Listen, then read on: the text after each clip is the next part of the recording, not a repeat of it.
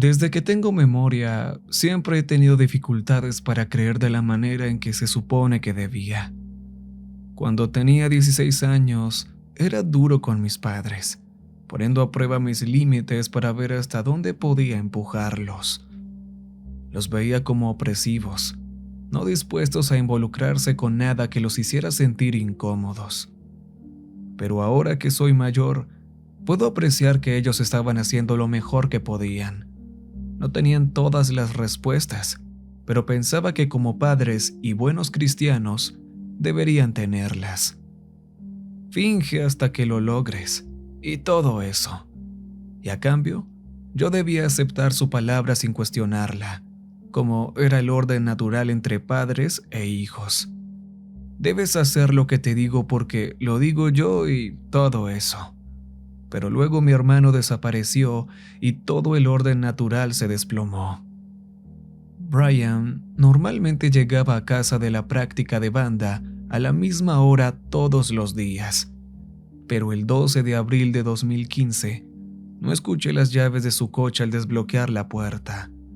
No escuché su viejo coche destartalado entrando al garaje. No escuché sus quejas sobre cómo la chica de la primera silla no dejaba de hablar de sus cuerdas nuevas. Pienso mucho en esa primera noche. Como me dije a mí mismo que solo estaba un poco retrasado.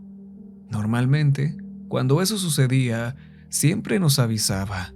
Como yo estaba castigado otra vez, tuve que preguntarle a papá si había recibido algún mensaje. Nada, ni en mi teléfono ni en el suyo. Brian normalmente llegaba a casa a las 6 en punto. El reloj dio las 7, luego las 8, luego las 9. Mientras mamá y papá y yo esperábamos a escuchar su auto, su voz o que sonara el teléfono o lo que fuera, fue entonces cuando comenzó el silencio. Lo que nadie te dice cuando alguien a quien quieres no llega a casa es que el silencio que llena el aire donde deberían estar sus risas es más fuerte que cualquier grito. Deberías estar escuchando sus pasos por el pasillo. Deberías estar discutiendo sobre quién usó toda el agua caliente en la ducha y puso de mal humor a papá. Debería haber una luz encendida en su habitación mientras escuchaba su música metalera, que nuestros padres toleran porque, si esa es la forma en que Brian se revela, lo acepto. El silencio te mata. Esa primera noche, cuando mamá llamó a la policía, su voz estaba en un susurro, como si temiera que hablar demasiado alto hiciera que la pesadilla fuera real. Mientras no habláramos de ello, no era tan malo como pensábamos. Solo era un malentendido. Él solo se había retrasado. Eso era todo. Las horas se convirtieron en días. Más conversaciones susurradas con la policía. Tanto mamá como papá me miraban para asegurarse de que no pudiera escuchar. Sin embargo, sus rostros me decían más de lo que las palabras podrían. En solo unos días, se veían mucho más viejos. Yo también envejecí. Toda la gente del pueblo y los miembros de nuestra iglesia se unieron para hacer búsquedas. Probablemente solo se había perdido en el bosque. Probablemente estaba en casa de algún amigo. Ya sabes cómo son los chicos a esa edad. No importaba que Brian no fuera así. Días de olvido, sin saber si Brian estaba vivo o muerto, se convirtieron en semanas. Las búsquedas seguían, pero cada vez menos personas se presentaban a gritar su nombre con la débil esperanza de que algo más que los coyotes respondiera. Él solo se había perdido en el bosque. Eventualmente aparecería. Aunque nunca entendí el atractivo de la música que él solía escuchar, me colaba a su habitación por la noche. Encendía el reproductor de CDs. Si su música estaba sonando, no se había ido. Solo estaba en la habitación justo al lado de la mía. Sabía exactamente dónde estaba. Una noche vi a papá entrando a escondidas para sentarse en su cama.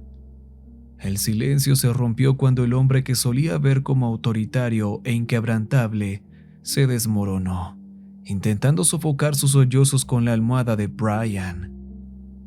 Entré y me uní a él, abrazándolo tan fuerte como pude. Mamá vino poco después, abrazándonos a los dos, sus sollozos acompañando los nuestros. La almohada aún tenía su aroma, como si estuviera justo allí, atrapado entre hilos, enterrado demasiado profundo donde no podíamos alcanzarlo. Fue en este momento cuando comencé a orar, a pesar de todas mis preguntas sin respuesta y mi escepticismo. No sabía qué más hacer. Si Brian no podía responder cuando llamábamos por su nombre, tal vez Dios lo haría, solo esta vez. 3 meses después de la desaparición de Brian, lo encontraron.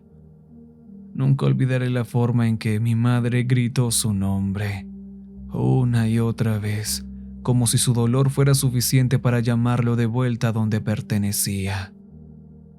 No importa cuánto tiempo haya pasado, no puedo decir lo que le pasó, simplemente no puedo.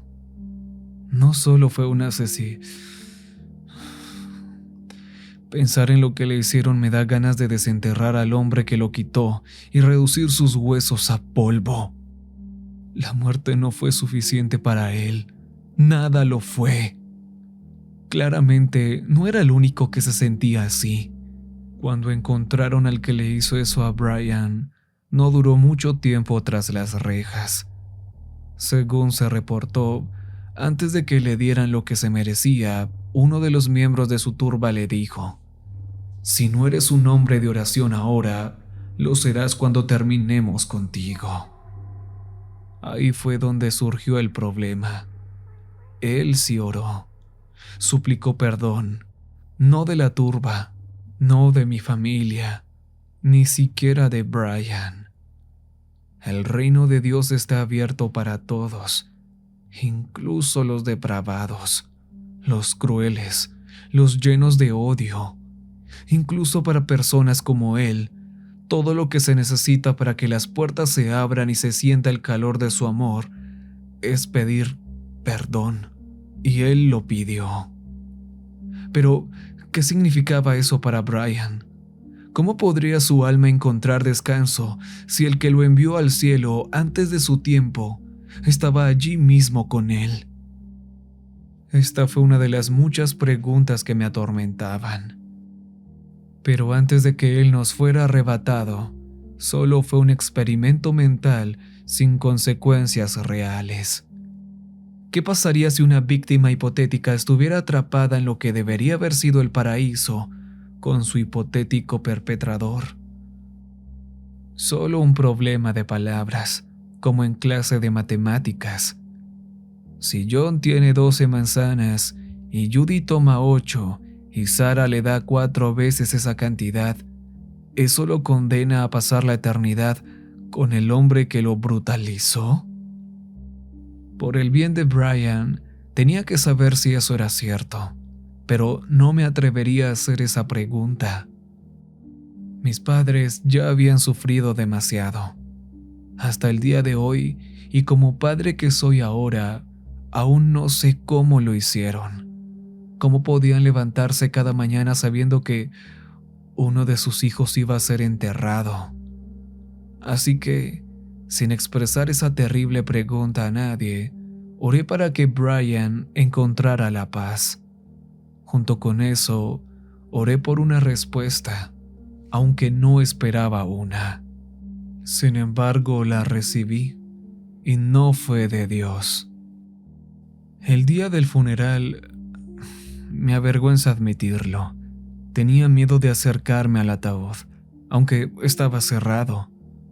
Los ojos de papá estaban vacíos mientras sostenía a mamá, que había tenido la cara enterrada en su pecho desde que llegamos. Si ella no miraba, no era real. Igualmente, yo me quedé al final de la larga alfombra que llevaba hasta donde estaba el ataúd, abrumado por el murmullo callado y la terrible música de órgano que sonaba a través de los parlantes chisporroteantes de la iglesia. Traté de decirme a mí mismo que no era él, solo era un cuerpo. No, ni siquiera era un cuerpo. Era una figura de cera por dentro, moldeada para parecerse a él. Un maniquí. Falso. Aún mejor, el ataúd estaba vacío y todo esto era un sueño.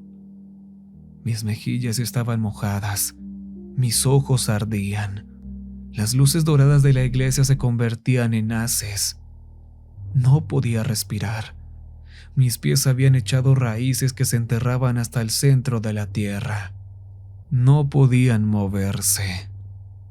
Si olvidas decirle adiós, te arrepentirás. El mismo sacerdote que conocía desde niño. A pesar de lo tierna y suave que era su voz, no quería aceptar su mano cuando me la ofreció. No quería, aunque probablemente tenía razón, las raíces en mis piernas estaban firmemente sujetas. Cerré los ojos. Su mano desapareció en la niebla, dejando mi palma húmeda y fría. El silencio pesaba sobre mis oídos hasta el punto de doler. Cuando abrí los ojos, la iglesia estaba vacía. No había sacerdote, ni mamá ni papá. La iglesia se veía completamente diferente en la oscuridad, más grande, o tal vez yo me había encogido de alguna manera. De cualquier forma, no me sentía bienvenido. Lo único que quedaba era el ataúd, ahora erguido, mirándome. Y sí, el apodo que Brian me había dado, solía odiarlo, pero en ese momento habría dado lo que fuera por escucharlo otra vez. Él susurraba desde adentro, su voz resonando en el santuario vacío y hueco. Su voz sonaba extraña, ronca, seca. Mis manos temblaban, no podía moverme. «No es justo», continuó, su voz quebrándose de una manera que me hacía querer romperme como cristal. «No es como me dijeron». Abrí la boca, pero no estaba seguro de lo que iba a hacer. ¿Gritar? ¿Hablar? Ninguna de las dos cosas sucedió. Las raíces se habían extendido hacia arriba para apoderarse también de mis cuerdas vocales. Fue entonces cuando el aire cambió en la habitación, como la tensión eléctrica en la atmósfera antes de que llegue una tormenta. Mi cabello se erizó. Automáticamente supe dónde había caído el rayo, girando la cabeza para no ver un rayo de electricidad, sino a una chica. La chica tenía la misma edad que yo, tal vez un poco mayor. Estaba encorvada, mirando un rosario azul brillante enredado entre sus dedos, como si fuera un rompecabezas que intentaba resolver. Los murmullos de Brian continuaban mientras yo luchaba por hacer que mi cuerpo hiciera algo, lo que sea, pero no quedarme ahí parado.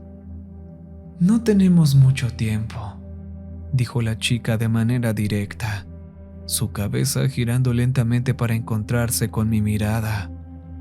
«Pronto vendrán a buscarlo». Como si hubiera roto un hechizo, mis piernas finalmente se movieron. Por su propia cuenta, me guiaron a sentarme junto a ella. Ella no parpadeó ni se movió mientras me acercaba. Una vez que me deslicé en el banco, hablé por primera vez ese día. Las palabras salían entrecortadas, como si se reprodujeran desde una radio rota. «¿Esto es real?». Dejando caer el rosario, balanceándose entre sus largos dedos, la chica extendió la mano con delicadeza y usó su pulgar para limpiar mis lágrimas. Sus manos se sentían frías sobre mis mejillas enrojecidas, mi rostro caliente de tanto haber llorado. Definitivamente se sentía real. Sí. Los sollozos de Brian eran constantes. Sus ojos, los ojos de la chica, eran extraños. Miraban a través de mí, dentro de mí, despojándome de la piel, músculo y hueso. ¿Quién eres tú?, pregunté. Ella no parpadeó. Esos ojos peculiares continuaron escudriñando cada átomo de mi ser mientras decía suavemente: cuando eras pequeño, solías rogarle a tu mamá que dejara la luz del pasillo encendida.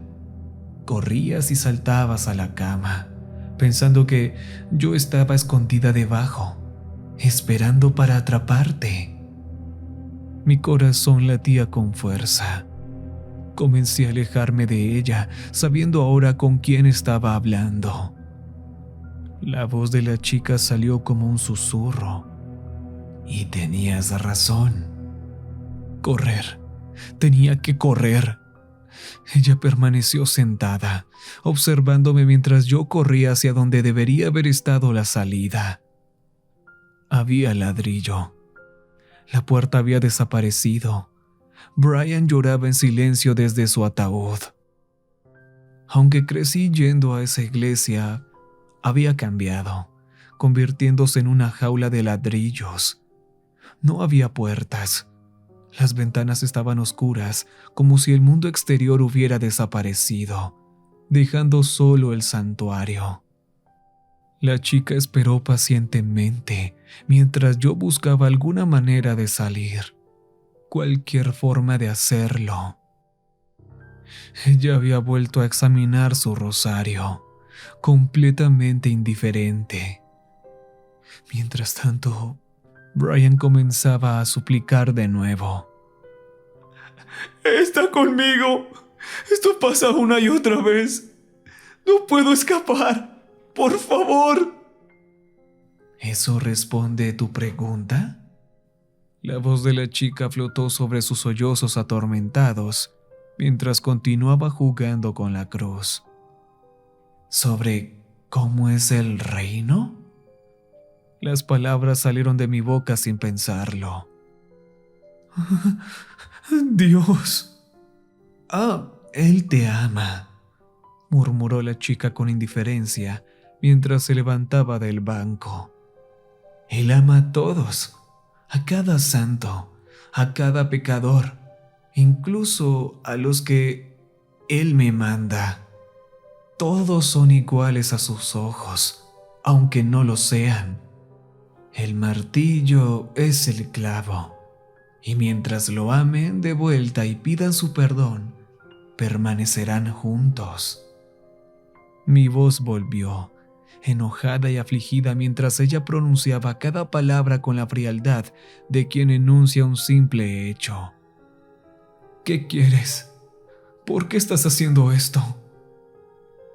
Querías una respuesta, respondió ella mientras se paraba frente a mí. Era mucho más allá, aunque su presencia arrolladora la hacía parecer aún más grande. Y yo quiero almas. Tu hermano ya no está en posición de ofrecer la suya. Solo los vivos tienen ese lujo. Tendrás que hacerlo por él. Mi corazón latió aún más rápido. Mi respiración se aceleró a medida que el peso de sus palabras finalmente encajaba en mi cerebro frenético. No puedes estar hablando en serio. Su rostro no mostró emoción. ¿Debería dejar que los ángeles lo regresen? En ese momento, las súplicas de Brian se hicieron más urgentes, suplicándome a mí y a ella que no lo dejáramos regresar al cielo, donde él estaba. No pude soportarlo. Mis manos cubrieron mis ojos, como si el esconderme pudiera hacer que los últimos 3 meses desaparecieran. Mientras Brian comenzaba a golpear la tapa de su ataúd, la chica habló por encima de él, sonando casi nostálgica. Él no encontrará el paraíso ni descanso en el infierno. Ninguno de los dos lo hará, pero allí hay una especie de libertad, una a la que Brian no puede acceder sin tu ayuda. Incluso ahora, después de todos estos años, todavía no entiendo por qué todo esto tuvo que suceder. No solo a nosotros, sino a cualquiera. Cuando respondí, mi voz sonaba como si fuera de otra persona, saliendo rasposa mientras cada vez me costaba más respirar. ¿Cómo sé que esto no es un truco? ¿Cómo sé que...? La chica simplemente dijo, «Abre el ataúd». ¡No!, Brian gritó desde adentro de la madera. «¡No quiero que me veas así!». La chica no había parpadeado, ni sus ojos se habían movido de mi rostro. «Sabes que estoy diciendo la verdad, Isabel. Para ti, la condena es tu única salvación. Su salvación. Todo este tiempo él ha sufrido. Sufrirá menos conmigo». ¿Qué obtienes tú de esto? ¿Qué podría significar nuestras almas para ti? No mucho en realidad. Esa fría mano apartó un mechón de mi cabello detrás de mi oreja. Permaneció impasible mientras me apartaba de su toque. Será solo unas gotas en el océano, absolutamente indiscernible del resto, donde tú terminas y ellos comienzan. No lo recordaré, pero aún eres una gota que él no obtiene. 2 almas bautizadas que le habré robado a mi padre. Se detuvo para arrodillarse frente a mí, extendiendo la mano para tomar mi barbilla. Esta vez no me aparté. La chica, o el diablo, sonaba sincera al decir, «Nunca te amaré, no como él lo hace, pero su amor te duele, les duele a todos ustedes. ¿Sabes lo que sabes ahora? ¿Puedes decir honestamente que su amor es preferible a mi negligencia?» Por primera vez encontré algo de coraje mientras aceptaba la ayuda del diablo, mientras ella envolvía su mano alrededor de mi antebrazo, ayudándome a ponerme de pie. Una vez erguida, dejé que me guiara hacia el ataúd. Mientras tanto, Brian seguía golpeando en él. Se alzaba sobre mí, más como una puerta que como un ataúd. Una puerta que temía abrir. El diablo entonces reflejó el mismo sentimiento que el sacerdote había expresado antes de que ella me trajera aquí. Si olvidas decir adiós, te arrepentirás. Desde el otro lado de la madera, Brian me suplicó que no lo hiciera. Dudoso, coloqué mis dedos temblorosos contra la tapa. De repente, los golpes cesaron. Desde el otro lado sentí un golpe suave contra mi palma. En mi mente, vi a Brian colocando su propia mano contra la mía, separados por la madera. «No lo abras, por favor», susurró, sonando como si algo se hubiera roto dentro de él. Toda mi vida me habían dicho que el diablo es un engañador, que busca tentar y atormentar a la humanidad con el pecado. Se me ocurrió que todo esto podría ser un truco. Un demonio haciéndose pasar por mi hermano podría estar dentro de ese ataúd en lugar de él. Sin embargo, también me habían dicho que el diablo sería un hombre y que el cielo era un paraíso. «Necesito verte», dije, mi voz saliendo como si fuera de otra persona. «Necesito saberlo con certeza».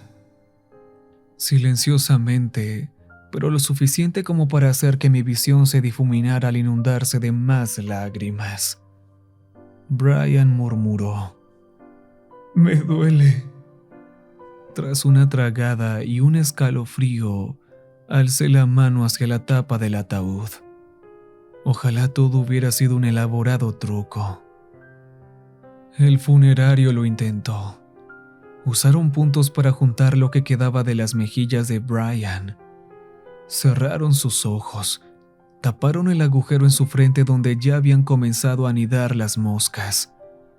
Como si entre más hilos usaran, más pudieran borrar la atrocidad que le había sucedido. Su piel se movía con todos los organismos que ahora vivían dentro de él, tomando vida de su carne muerta. Mientras él se estiraba silenciosamente hacia adelante para cerrar de nuevo la tapa del ataúd sobre sí mismo, me incliné sobre el banco más cercano, mientras los pocos bocados de desayuno que había logrado tragar esa mañana luchaban violentamente para salir de mi boca. El diablo simplemente observó, el rosario balanceándose de su mano como un péndulo. Oh, por eso no quería que lo vieras. Brian sonó arrepentido. Finalmente el diablo habló de nuevo. Lamento informarte que se te está acabando el tiempo. Necesitas tomar una decisión rápidamente. Tosiendo mientras mi cuerpo entero temblaba al recordar las cosas que se retorcían debajo de las mejillas hinchadas y manchadas de Brian, me acerqué al ataúd nuevamente. Esto lo afectaba más. El cielo no podía ser el cielo mientras él estuviera atrapado así. ¿Qué quieres, Brian? Por favor, no me hagas regresar. Puse mi mente contra la madera, preguntándome qué iba a hacer con esto.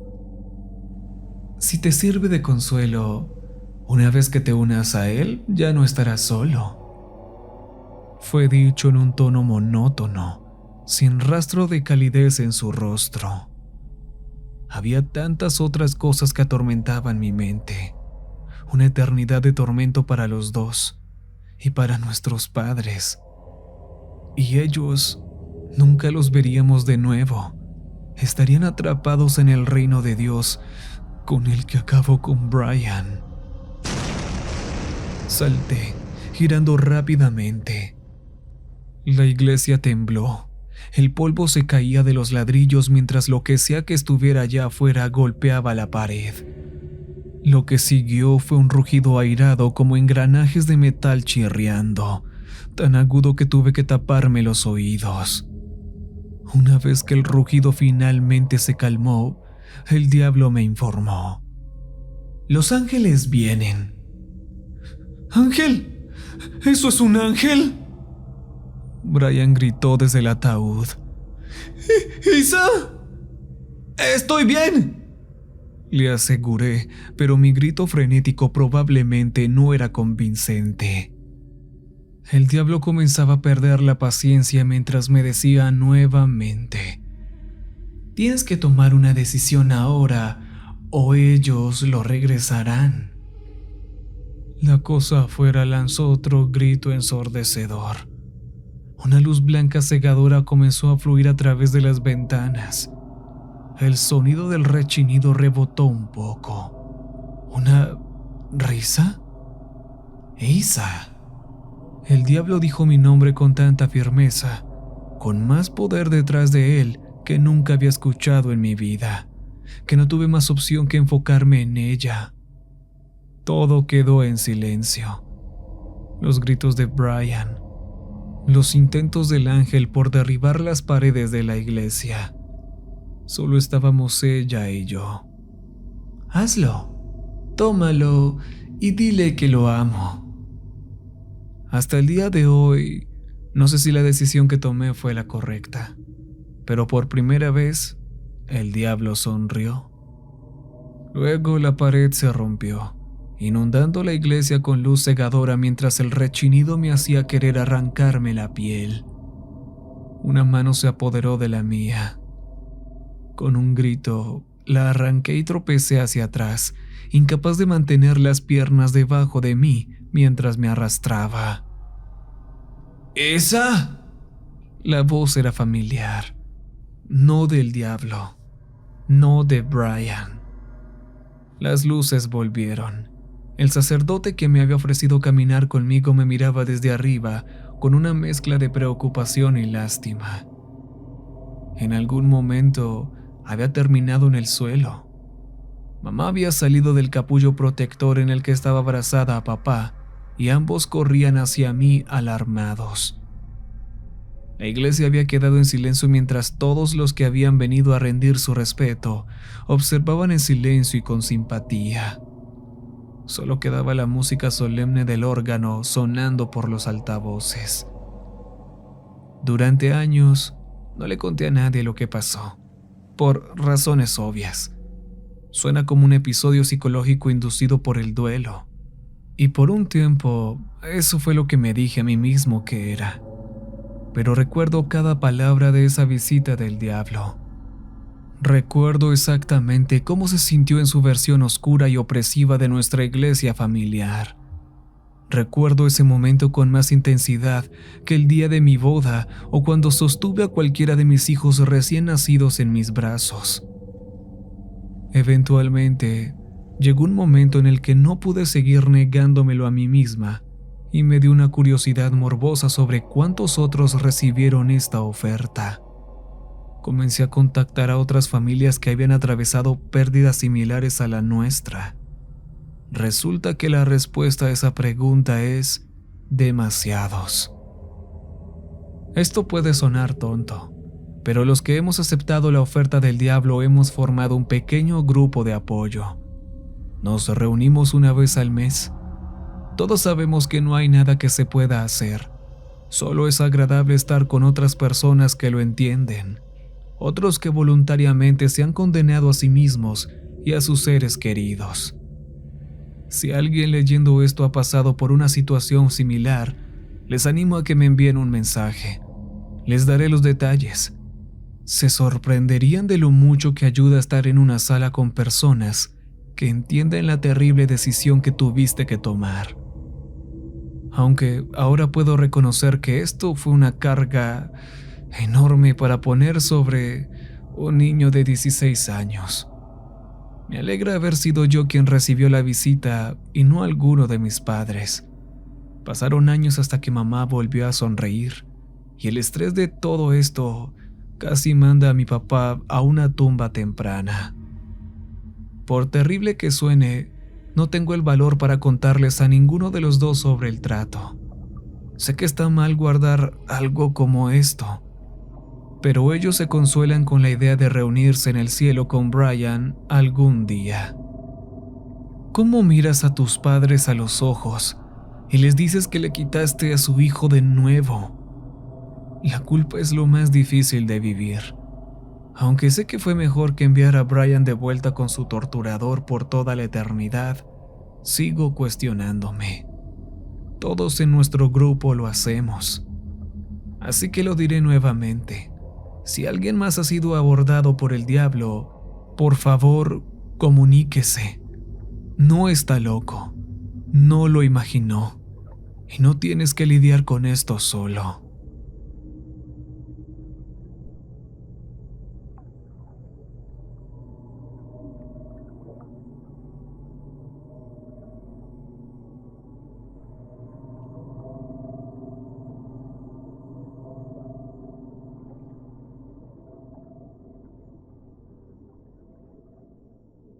Recuerden que